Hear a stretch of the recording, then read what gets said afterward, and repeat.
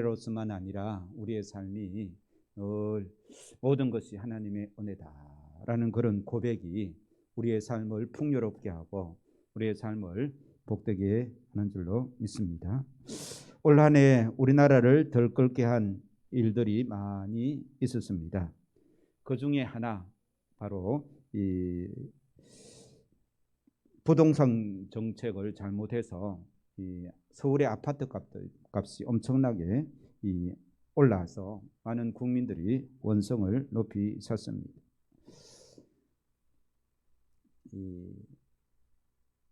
서울의 집값하고 저하고 사실 별로 상관이 없는데 많은 이 국민들이 그것을 가지고 원망을 합니다. 하여튼 집을 짓고 그 안에서 살아가는 것도 우리 인생의 삶의 큰 부분이기 때문에 그렇습니다. 오늘 본문에 예수님도 집 짓는 것에 대해서 말씀하고 있습니다. 그런데 이 집은 사람들이 들어가서 사는 집이 아니라 우리가 살아가는 삶을 집 짓는 것으로 비유하고 계신다는 것입니다. 그러므로 우리 모두는 인생의 집을 짓고 있다라는 이 전제하에서 오늘 말씀을 받아야 될 줄로 믿습니다. 우리 24절 말씀 같이 읽겠습니다. 시작. 그러므로 누구든지 나의 이 말을 듣고 행하는 자는 그 집을 반석 위에 지은 지혜로운 사람 같으리니. 24절은 반석 위에 집을 지은 지혜로운 사람에 대해서 말씀하시고요. 26절도 같이 읽겠습니다. 시작. 나의 이 말을 듣고 행하지 아니하는 자는 그 집을 모래 위에 지은 어리석은 사람 같으리니. 그러니까 집을 짓는 것은 누구나 다 짓는다라는 말입니다. 집을 어떻게 지어야 될까? 집을 화려하게 지어야 될까? 아니면 초가집으로 지어야 될까? 그런 문제가 아니라 오늘 본 말씀은 집을 짓는데 어디에 지어야 된다고 말합니까? 네. 집을 지어야 되는데 어디에 짓느냐가 오늘 본문의 핵심입니다. 반석 위에 짓는 자는 지혜로운 자고, 결론적입니다. 이제 이 모래 위에 짓는 자는 어리석은 자다라고 이렇게 예수님께서 말씀하고 있는 것이죠. 그래서 우리는 반석 위에 짓든지 모래 위에 짓든지 나는 집을 짓는 사람이다. 집 짓는 사람을 뭐라 말합니까? 건축가죠, 그죠? 옆에 사람한테 나는 건축가입니다 라고 한번 자기 자신을 소개하시기 바랍니다. 내 직업은 건축가입니다. 우리는요 살아가면서 오늘 마태복음 5장을 중심으로 보면 성품의 집을 짓고 있습니다. 또 그 후에 6장 7장에 보면 우리의 인생의 집을 짓고 있는 건축가다라는 사실을 우리가 꼭 기억해야 될 줄로 믿습니다. 그런데 마태복음 5장부터 시작된 예수님의 설교를 한번 생각을 해보시기 바랍니다. 우리 마태복음 5장 한번 펴보세요. 2장만 넘기면 있죠, 그죠? 2-3장만 넘기면 있죠. 5장부터 우리가 여러 주간 동안 이 산상보훈, 예수님께서 산에서 말씀을 가르친 산상보훈을 계속해서 우리가 배웠는데요. 심령이 가난한 자는 복이 있다. 온유한 자가 복이 있다. 화평케 하는 자가 복이 있다. 악한 자를 악으로 갚지 마라. 원수를 사랑하라. 6장이 넘어와서는요, 이제 또 이 엄밀하게 구제하라. 보물을 어디에 쌓아두라고요? 하늘에 쌓아두라. 염려하지 말라. 7장에 와서는요, 비판하지 말라. 좁은 문으로 들어가라. 남에게 대접을 받고자 하는 대로 남을 대접하라. 이런 말씀을 재료로 삼아서 우리가 이 집을 짓는다라는 것입니다. 그래서 내가 짓는 집은 얼마나 귀하고 아름답고 멋진 집일까 상상을 해보시기 바랍니다. 그 집이 아름답고 멋지게 지어서 참으로 감나가는 것 같아 보이지만 비가 내리고 창수가 나고 바람이 불면 상황이 달라질 수 있는 것이죠. 그래서 서울의 아파트 값하고 양산의 아파트 값하고 값이 다를까요? 같을까요? 네. 한 몇 배 차이 납니까? 5배 차이는 나겠죠, 그죠? 양산에 이어가는 아파트 서울에 딱 지어 놓으면 똑같은 아파트를 서울에 갖다 놓으면요 10억이 훨씬 넘는다고 합니다. 그래서 오늘 본문에서는 우리 인생의 집을 어디에 지어야 될까라는 그런 질문으로 예수님께서 말씀을 하시는 것이죠. 어디에 지어야 된다고 말씀합니까? 반석 위에 지어야 된다. 반석 위에 짓는다는 의미가 무엇일까요? 굉장히 오늘 본 말씀 쉽습니다. 오늘 본 말씀이 굉장히 쉬운 말씀인데 순종하기는 쉽지 않습니다. 반석 위에 짓는다는 것은 무슨 뜻입니까? 어떤 사람을 반석 위에 짓는다는 말입니까? 오늘 보시기 바랍니다. 반석 위에 집을 짓는 사람은 어떤 사람이라고요? 지혜로운 사람인데 그 지혜로운 사람은 집을 반석 위에 짓는다 했잖아요. 그죠? 반석 위에 짓는다는 것은 무슨 뜻입니까? 예수님의 말씀을 듣고 어떻게 해요? 순종하는 자가 반석 위에 집을 짓는 사람이다 라는 말씀입니다. 모든 사람이 예수님의 설교 말씀을 듣습니다. 예수님의 말씀을 듣는 것에는 차이가 없다라는 겁니다. 그럼 여기서 전제하는 것은 예수님의 말씀을 듣는 사람을 전제하는 거예요. 그죠? 예수님 말씀 듣지 않는 사람은 예수님 지금 현재 관심이 없습니다. 예수님 말씀을 듣는 사람 중에도 어떻게 해요? 반석 위에 집을 짓는 사람이 있고 모래 위에 집을 짓는 사람이 있더라는 것입니다. 무슨 말인가 하면 이 마태복음 5장, 6장, 7장의 말씀을 우리가 배웠는데 그 말씀에 내가 순종했냐는 거예요.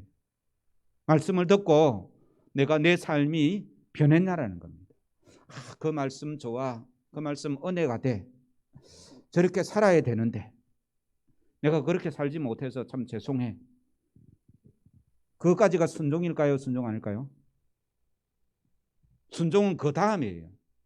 내가 듣고 깨달아 아는 것, 느끼는 것 하고 순종하고는 같은 문제입니까? 다른 문제입니까? 다른 문제입니다.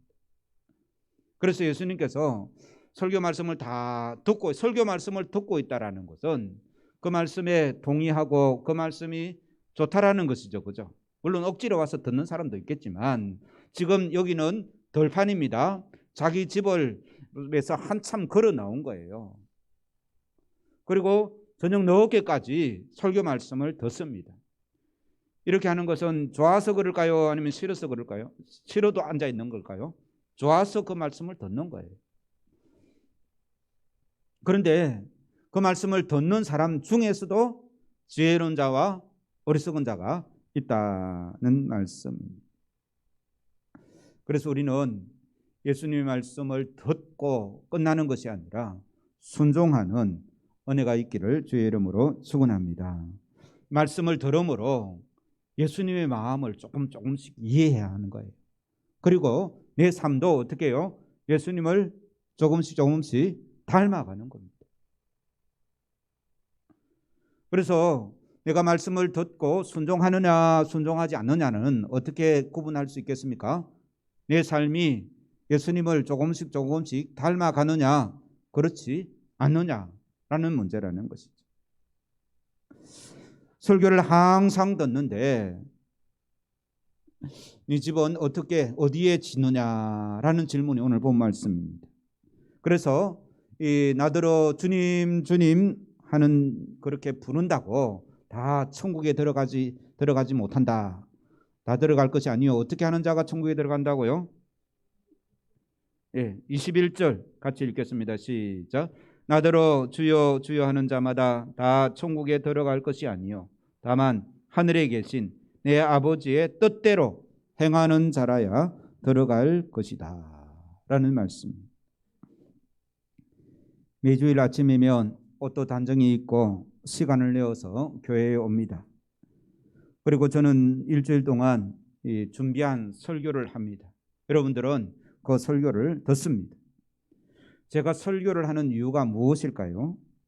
또 설교를 듣는 이유는 무엇이겠습니까? 설교의 목적은 좋은 말을 듣기 위한 것이 아닙니다. 좋은 말은요, 유튜브에 보면 이 유명한 이 강사들, 훌륭한 강사들이 좋은 말 많이 합니다. 그리고 내가 듣고 싶은 거 골라서 들을 수가 있습니다. 그거 하고 우리가 설교 듣는 것하고는 다르다는 것입니다. 설교의 목적은 하나님의 말씀을 듣고 순종하기 위함임을 믿으시기를 주의 이름으로 축원합니다. 우리가 오랫동안 긴 산상설교를 들었습니다. 그것을 듣고도 내 삶에 아무런 유익이 없고 변화가 없다면 무슨 소용이 있겠습니까? 이런 사람들을 예수님께서는 모른다. 이런 사람들을 이 모래 위에 집을 짓는 어리석은 사람이다 라고 이렇게 말씀하고 있습니다. 이 말씀을 듣고 그 말씀을 내가 깨우치고 그 말씀 오늘 들은 그 말씀을 내가 하나라도 깨우치고 그 말씀을 일주일 동안 그 말씀대로 살아가려고 애를 쓰고 순종하는 자가 그 집을 반석에 짓는 지혜로운 사람이라는 것입니다. 그러므로 우리는 이 반석 위에 집을 지으려면 설계도를 잘 보아야 됩니다. 우리 인생의 설계도, 집을 지으려고 하면 설계도가 필요하지 않습니까? 그죠? 그 설계도를 잘 보고 설계도를 따라서 집을 지어야 되는 것이죠. 우리 신앙의 집, 우리의 성품의 집, 우리의 인생의 집의 설계도는 무엇일까요? 예? 우리 인생의 집의 설계도는 성경입니다. 하나님의 말씀입니다. 성경이 몇 권입니까? 총 66권이고요. 이 구약은 39권, 신약은 27권. 그래서 천국 전화번호가 어떻다고요? 66국에 3927. 39가 구약이고 27이 신약이죠. 그래서 제 전화번호가 이렇습니다. 일부러 이 3927 전화번호 달라 하고 또 앞자리도요. 이 6이 2개 들어가는 거를 일부러 저렇게 택했습니다. 좀 위에 거하고 좀 닮았죠, 그죠?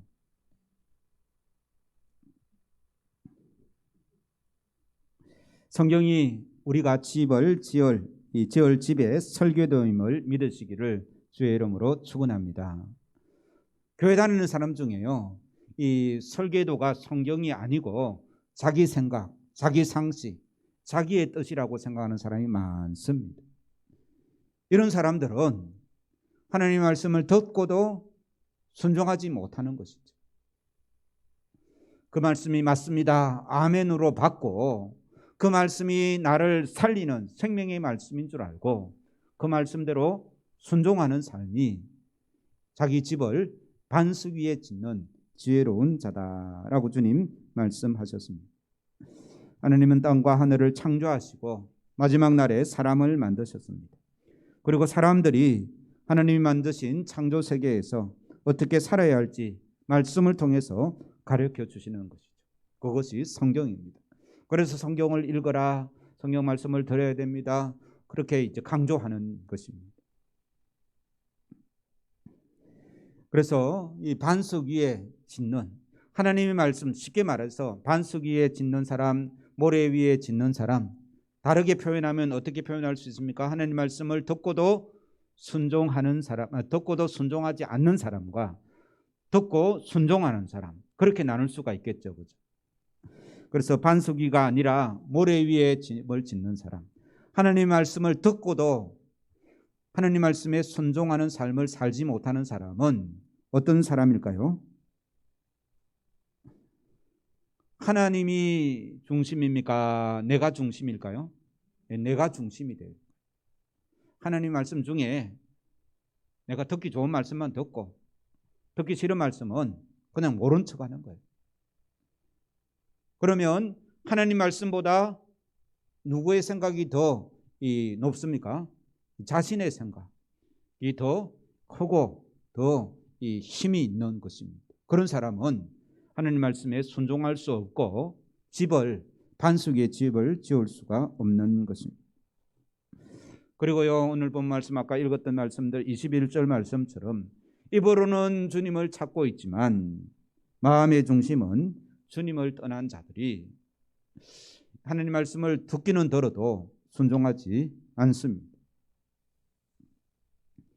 우리는 이런 자의 특징을 잘 살피고 나에게 그런 모습이 없는지를 깨달아 알고 주님 앞에 회개하면서 하나님, 나의 삶을 하나님 말씀에 순종하는 삶으로 나를 복종시키고 나를 쳐서 주님 말씀에 굴복할 수 있도록 은혜를 다하여 주시옵소서라고 이렇게 기도해야 될 줄로 믿습니다.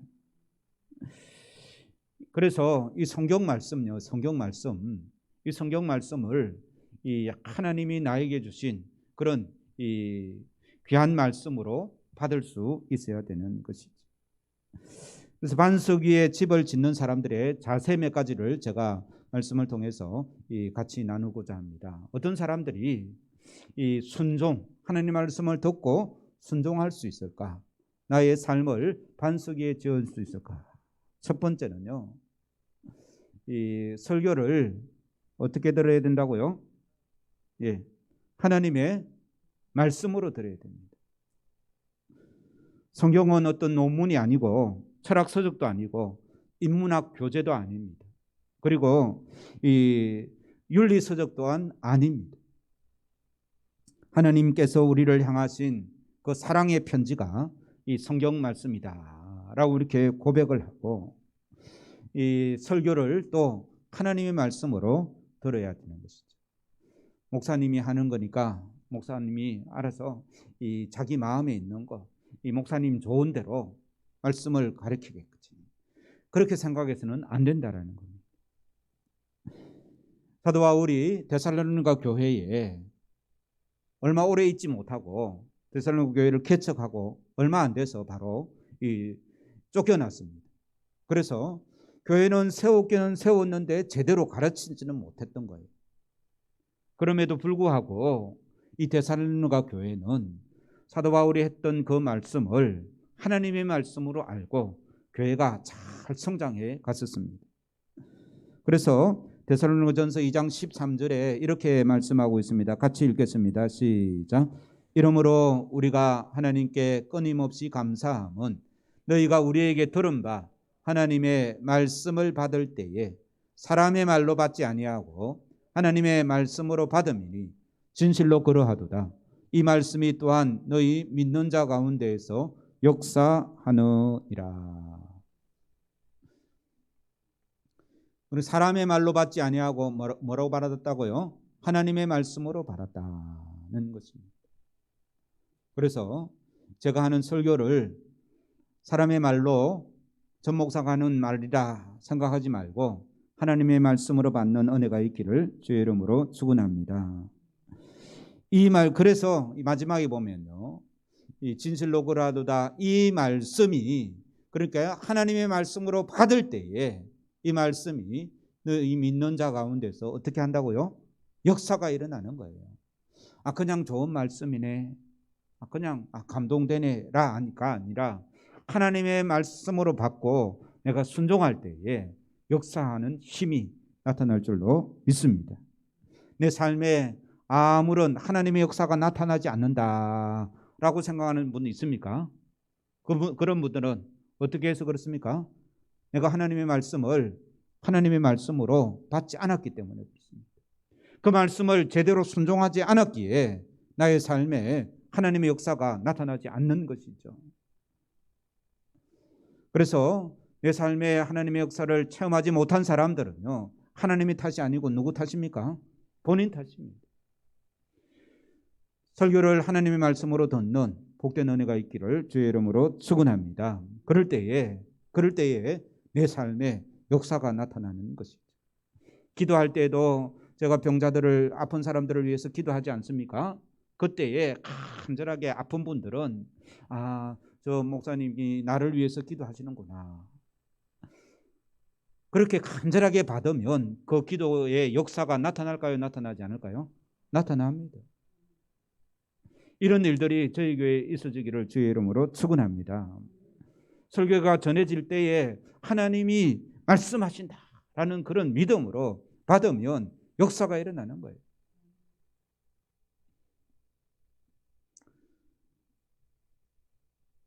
어떤 이제 이 집사님이 참 이 마음의 갈급함으로 이제 예배드리러 나왔는데,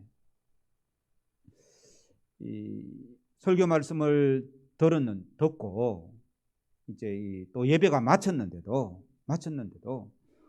자기 이제 이 뭔가 하나님의 역사가 나타나야 되는데 안 나타나는 거예요. 우리는 예배드리고 이제 그 다음에 어떻게 합니까? 축복성 부르고 그 다음에요. 계단 내려가면 김밥 주고 식당을 안 해서 그리고 집에 가잖아요, 그죠? 근데 이분은 이 하나님의 내가 하나님의 말씀을 들으러 왔는데 아무런 역사가 안 나타나니까 돌아가지 않고 혼자서 이제 그 예배 자리에 이제 기도를 하는 거예요. 하나님, 왜 역사가 나타나지 않습니까? 말씀을 들었는데 왜 안 나타납니까? 하면서 이제 그 말씀을 이제 자기가 바로 깨닫지 못하고 그냥 역사만 기대한 거예요.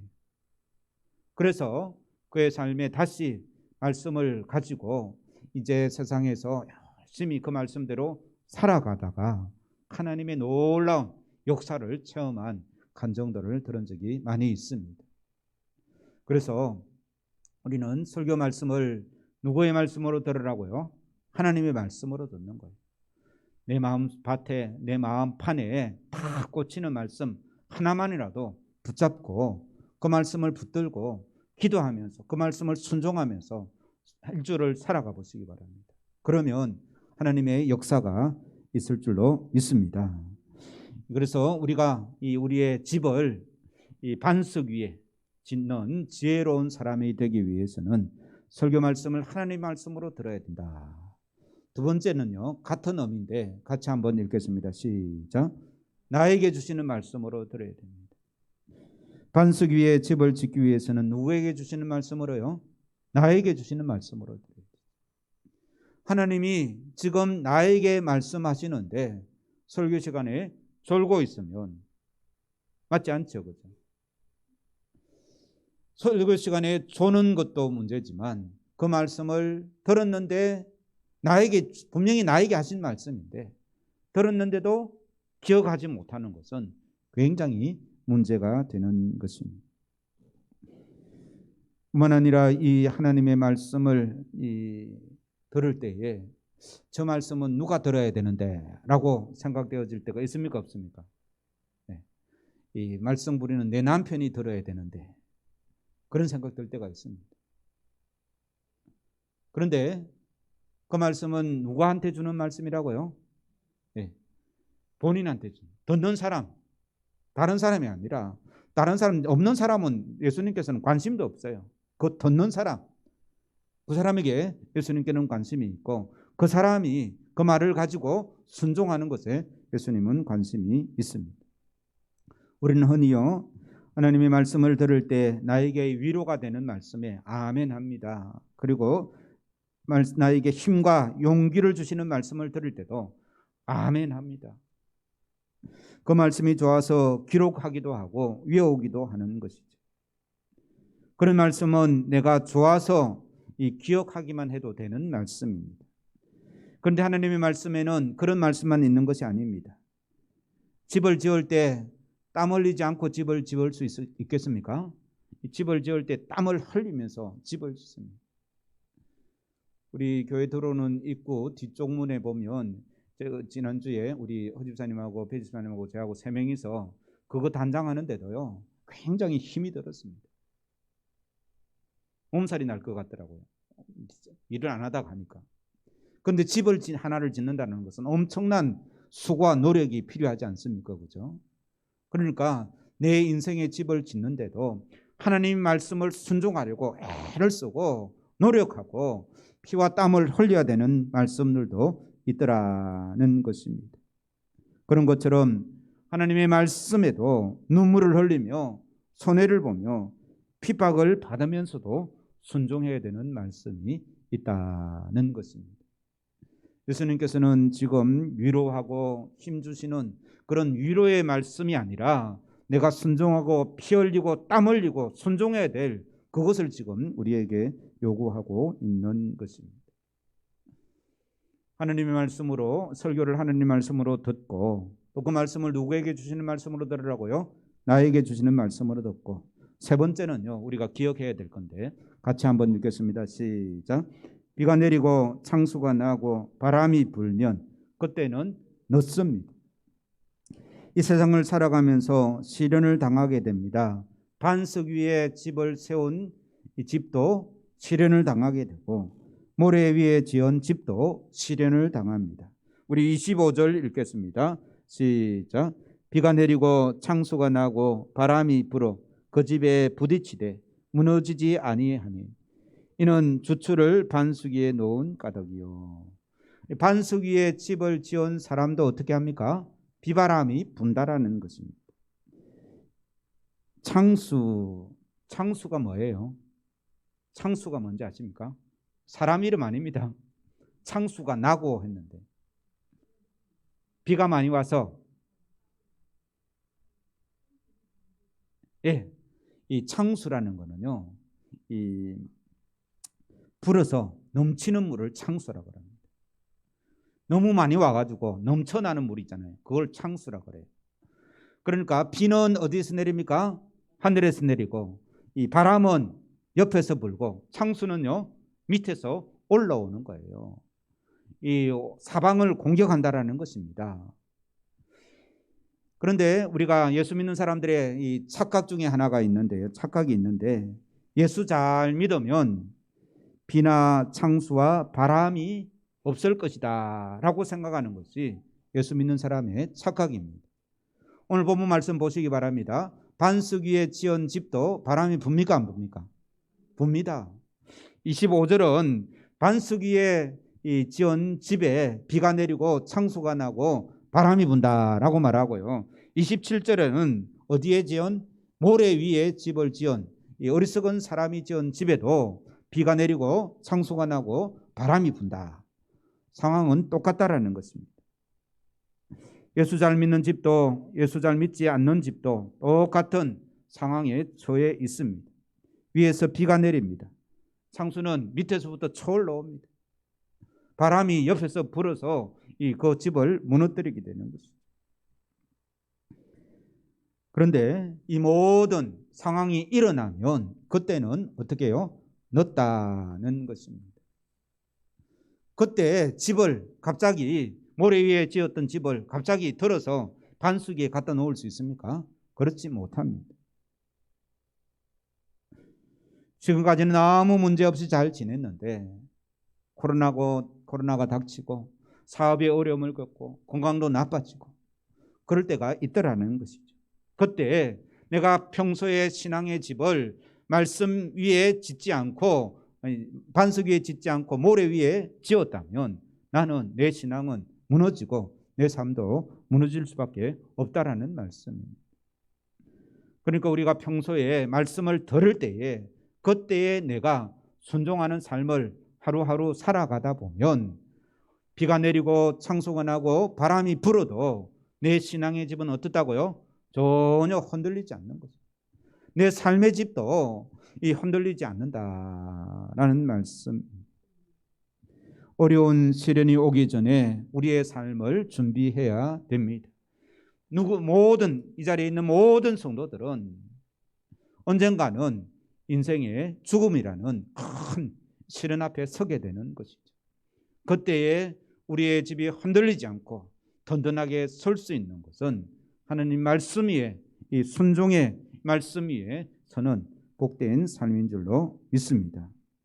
그때 가서 내가 이 집을 새롭게 반석에 짓는 것은 이 시간이 늦었다는 말씀.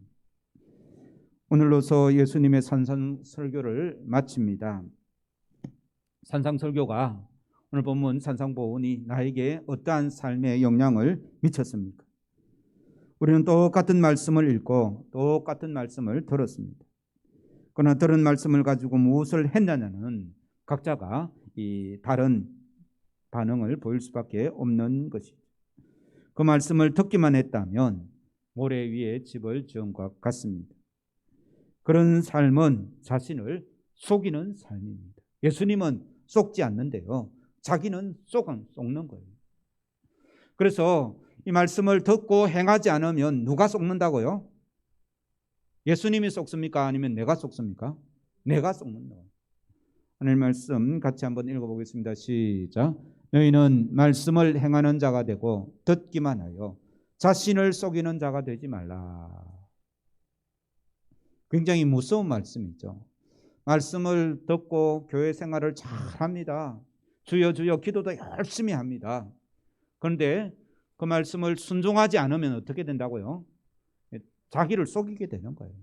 그래서 이 예수님께 내가 주의 이름으로 선자 노릇도 하고 주의 이름으로 말씀도 전하고 주의 이름으로 가난한 사람도 돕고 다 했는데 왜 내가 불법을 행하는 자입니까? 그렇게 따지지 않습니까? 그죠? 예수님은 속지 않습니다. 누가 속았습니까? 내가 속았다는 거예요. 그래서 하나님의 말씀을 듣고 온전히 순종하는 은혜가 있기를 주의 이름으로 축원합니다. 말씀을 듣고 행하지 않으면 죽은 믿음이다 라고도 말씀하고 있습니다. 우리 23절 말씀 같이 읽겠습니다. 시작. 그때에 내가 그들에게 밝히 말하되 내가 너희를 도무지 알지 못하니 불법을 행하는 자들아 내게서 떠나가라. 사랑하는 성도 여러분, 하나님 말씀을 듣고 하나라도 순종하려고 애를 쓰는 한 주간 되기를 주의 이름으로 축원합니다. 그래서 이 인생의 위기, 환난이 닥칠 때에 굳건하게 우리의 믿음의 집을, 신앙의 집을, 우리의 삶의 집을 견고하게 유지하고 죽음이 닥치더라도 우리의 집은 천국에서 영원히 거주하는 복된 은혜가 있기를 주의 이름으로 축원합니다. 찬송가 204장입니다.